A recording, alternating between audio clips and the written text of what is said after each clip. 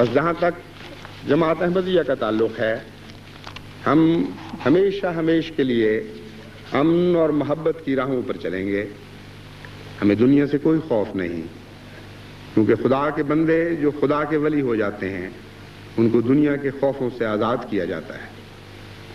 ہم وہ آزاد قوم ہیں جن کی آزادی، یعنی غیر اللہ کے خوف سے جن کی آزادی پر کبھی کوئی تبر نہیں رکھ سکتا. اللہ کے ہیں، اللہ کے رہیں گے.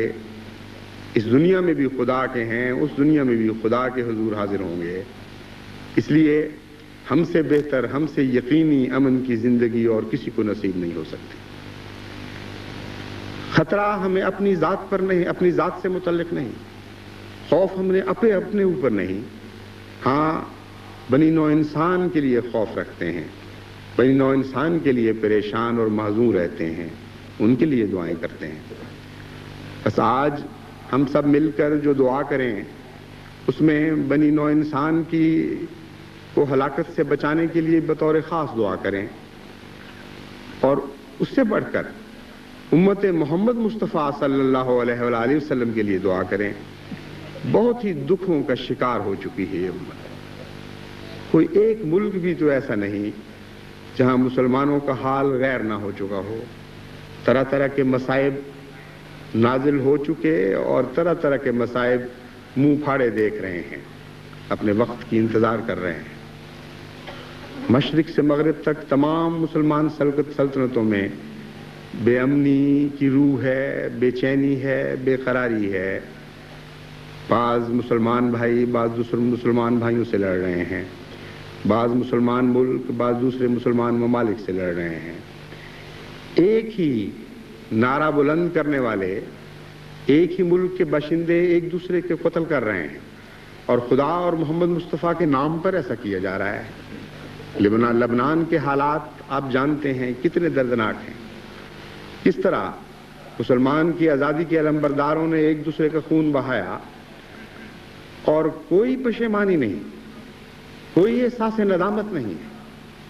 یہی حال ساری دنیا میں ہو رہا ہے. ایران عراق کے ساتھ لڑ رہا ہے، مسلمان کا خون بہا رہا ہے. غیر قوموں سے ہتھیار مانگ کر اور خرید کر مسلمان کے خلاف استعمال ہو رہے ہیں، اور ان کی زندگی بھر کی کمائیاں، ان کی جائیدادیں آگ کی نظر کی جا رہی ہیں، ان کے خون سے ہولی کھیلی جا رہی ہے. اتنے دردناک حالات ہیں کہ یہ ہیں وہ حالات جو ہمارے لیے فکر کا موجب ہے. آج بعض لوگوں کو ساری دنیا میں خطرہ صرف احمدیت سے نظر آ رہا ہے، جن سے کوئی خطرہ نہیں ہے دنیا کو. وہ جو ساری دنیا کی امن کی ضمانت ہیں، بعض لوگ ان کو خطرہ بیان کر رہے ہیں اور ان سارے خطرات سے آنکھیں بند کر کے بیٹھے ہوئے. اس لیے دعائیں کریں ان آنکھوں کے لیے کہ ان کو بصارت نصیب ہو، ان دلوں کے لیے جو گنگ ہو چکے ہیں، بند ہو گئے ہیں صداقت کو دیکھنے سے. ان کی آنکھوں کے سامنے انتہائی ہولناک واقعات ہو رہے ہیں، لیکن ان کو فکر پیدا نہیں ہوتی. ایک طرف اشتراکیت ہے جو مسلمان ممالک پر بھی قبضہ کرتی چلی جا رہی ہے، ان کے ذہنوں پر بھی قابض ہو رہی ہے، ان کے دلوں کو بھی اپنا بنا رہی ہے. ایک طرف مادہ پرستی ہے جو ایک اور قسم کا زہر لے کر مسلمان کے رگ و پے میں داخل ہو رہی ہے. اور دونوں ہلاکتیں دراصل خدا سے دور لے جگہ جا رہی ہیں. یہ وہ حقیقی خطرات ہیں جو آج بڑی کثرت کے ساتھ، بڑی تفصیل کے ساتھ مسلمان دنیا کو درپیش ہیں اور بڑھتے جا رہے ہیں. کچھ آنکھیں ہیں جو ان کو دیکھنے سے انکار کر رہی ہیں. ان کو کوئی فرق نہیں پڑتا کہ خدائے مواحد کے بندے محمد مصطفیٰ صلی اللہ علیہ وآلہ وسلم کے غلام دہریت کا شکار ہو جائیں یا مادہ پرستی کے زہر سے مارے جائیں. ان کو سوائے احمدیت کے اور کوئی خطرہ نظر نہیں آ رہا. تو ان کے لیے دعا کرنا ہمارا کام ہے. ہم اس بات کے لیے پیدا کیے گئے ہیں کہ قول اور فعل ہی سے نہیں، دعاؤں کے ذریعے اس دنیا کو بچانے کا انتظام کریں. بس اس دعا میں بکثرت اپنے مسلمان بھائیوں کا خیال رکھیں. فلسطین کے لیے بھی دعا کریں اور لبنان کے لیے بھی دعا کریں. سعودی عرب کے لیے بھی دعا کریں اور یمن کے لیے بھی دعا کریں. دعائیں کریں عراق کے لیے بھی اور ایران کے لیے بھی، افغانستان کے لیے بھی اور پاکستان کے لیے بھی. ایک ایک مسلمان ملک کا حال اپنے ذہنوں میں حاضر کر کے درد کے ساتھ، تڑپ کے ساتھ ان کے بچنے کی دعائیں کریں. یہ امت مرحومہ بہت ہی مظلوم ہے، آج اتنے دکھوں کا شکار ہے کہ بعض دفعہ راتوں کو بے چین ہو کر میں خدا کے حضور گریہ گزاری کرتا ہوں، اے میرے مولا ان کو بچا لے. یہ ہم سے نفرتیں کریں تو کرتے رہیں، لیکن ہماری محبت پہ آنچ نہیں آئے گی. ہم تو ان کا سکھ دیکھ کر ہی راضی ہوں گے، ان کے دکھوں سے ہم راضی نہیں ہیں. ان دعاؤں میں میرے شریک ہوں، آج بھی شریک ہوں، کل بھی شریک ہوں، صبح بھی شریک ہوں اور رات کو بھی شریک ہوں. عرب دنیا کے دکھ تو ہمارے لیے بطور خاص تکلیف کا موجب ہیں.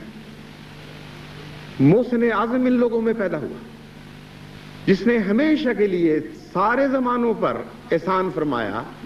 ہم اس احسان کو کیسے بھول سکتے ہیں؟ آج اگر ہم روحانیت کی لذت پا رہے ہیں، آج اگر ہم خدا سے آشنا ہیں، تو عرب قوم ہی میں وہ ہمارا آقا اور محسن پیدا ہوا تھا جس کے نتیجے میں آج ہم خدا آشنا ہو گئے. اس احسان کو ہم کیسے بلا سکتے ہیں؟ ہمیں گہری محبت ہے اس قوم سے.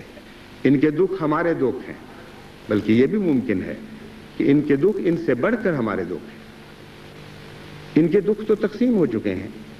یہ تو اندرونی نفرتوں کا شکار ہو کر بعض اربوں کا دکھ محسوس کر رہے ہیں اور بعض اربوں کی دکھ میں خوشی محسوس کرنے لگے. مگر ہمارے لیے ان سب کے دکھ ہمارے دلوں میں جمع ہو کر ایک دکھ بن چکے ہیں. اس لیے بہت دعائیں کریں اور کثرت سے دعائیں کریں. جہاں تک ہمارا تعلق ہے ہمیں کوئی خوف نہیں. ہمیں خدا نے امن کی ضمانت دی ہے. قرآن ہمیں بار بار یاد کراتا ہے، الا ان اولیاء اللہ لا خوف علیہم ولا ہم یحزنون. بس ہمارے دکھ غیروں کے دوسروں کے لیے ہیں، ہمارے خوف دوسروں کے لیے ہیں، ہمارے حزن دوسروں کے لیے ہیں. بکثرت دعائیں کریں اور رمضان اس جلسہ کے دوران ذکر الہی پہ بہت زور دیں. صبح شام اٹھتے بیٹھتے، بازاروں میں چلتے ہوئے، گھروں کے اندر، ہر وقت اپنی زبان کو تر رکھیں ذکر الہی سے اور درود سے. اس کثرت کے ساتھ ذکر الہی کریں اور درود بھیجیں کہ اللہ تعالیٰ کی رحمت اس کو قبول فرمائے اور سارے عالم اسلام پر رحمت کی بارشیں برسنے لگیں. السلام علیکم.